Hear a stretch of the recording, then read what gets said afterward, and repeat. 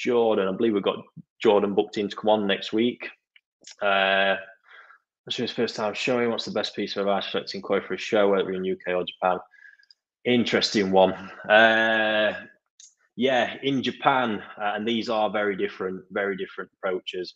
In the UK, to be honest with you, I couldn't really comment because I've never managed to pick up myself what the sort of judging pattern is. I'm not going to get too into it. I think I've touched on it in a few of my videos. But yeah, pretty inconsistent, and it's not something I would obsess about. I think the most important thing, whether it be Japan or England, you need to really focus on learning and understanding about quality, because it's no good just going, based on patterns, especially in Japan. You've got to have the quality to back it up more so than anywhere else in the world. Body shape in Japan will get you probably 70-80% of the way, to be honest with you.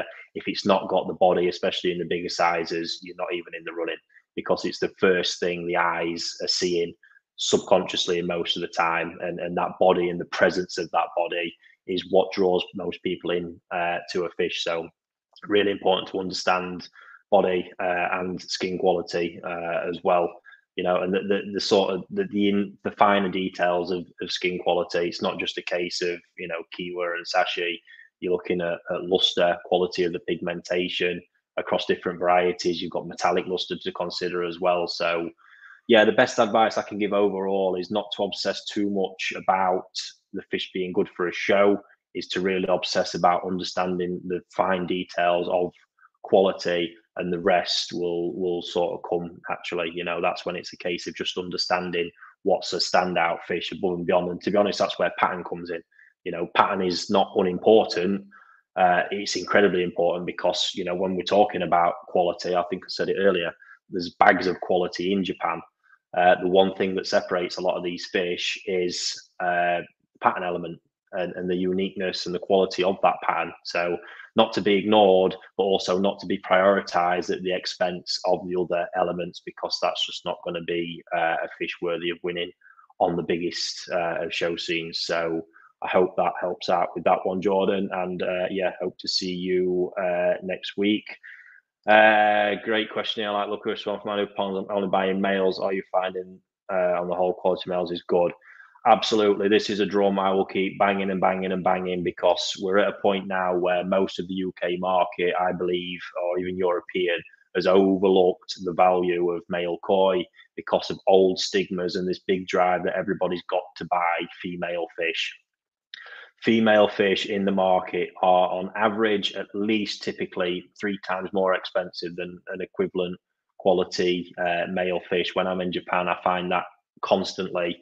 And it's a huge, I just cannot see when we look back to typical, the old fashioned male fish was a long skinny thing with big pecs and didn't look great. I completely agree with that. That's not how they are anymore, especially in the Go Sankey classes, and becoming more and more in the other classes, other varieties as well. One copped up. We'll get back to that. Yeah, in the other classes, the bodies are getting better all the time as well. But certainly, if we look at Go Sankey, which obviously dominates a lot, especially around the show scene, and that's why a lot of people avoided male fish, because they say the body won't be strong enough to compete with the females at the show or get the sizes. The All Japan Koi Show now has a male division, and the grand champion of the male division, if I remember right, this year was a Dainichi Toyota Showa, which was in the 90 boo class. So that fish is 90 cm plus to be sat in there. Fantastic body, absolute beast. That just says every other rule that's gone before that said males don't get size, just basically get them the middle finger. So absolutely not the case. And in the size classes even below that, the 80s, the 70s, all the rest of it, they shed loads of fish in there. It's a super competitive division. And yeah, the quality of them is exceptional. The one thing for me that appeals about males is they've actually got completely a different body setup to females, and some might prefer it. Females typically tend to carry the weight more proportionately over the whole body, and can, in some cases, obviously, if the egg gets out of hand, carry more weight in the bottom region, which is something I don't like to see. Males tend to carry all the weight over the shoulder region, so look incredibly powerful there, and taper off slightly into a a nice peduncle if you're getting a good a good body shape there, and it's a really attractive body, completely different to that of females. It's what not one that a lot of females can actually develop. So yeah, a lot of things to them. And I would, again, males typically, if you know, colours can tend to be a lot more vibrant from a young age, more finished. Generally, you know, if you've got a small pond, and I'm talking small as being, you know, anything up to sort of 3-4 thousand gallons, it's probably the best fish for you, because if the game, you can still raise them big enough in that environment, they're probably going to be easier to keep. You've not got the issues with any eggs. They're generally, you know, healthier, and they can be really strong and really robust. So massive advocate of them. But not only is for me, it's the element of getting more bang for your buck, and it's something I'm keen for. And I constantly see people selecting inferior fish at the expense of buying female, and I cannot and will never get my head around that, because for me, I would be wanting to get the most fish for my money, and when you go shopping for males, that is what you are going to get, absolutely hands down. So yeah, no reason for me really to be avoiding them.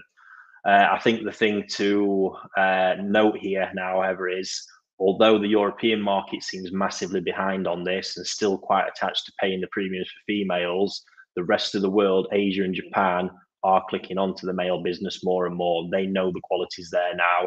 I can actually see in the distant future a time where the males will probably be competing against the females at the koi shows in Japan.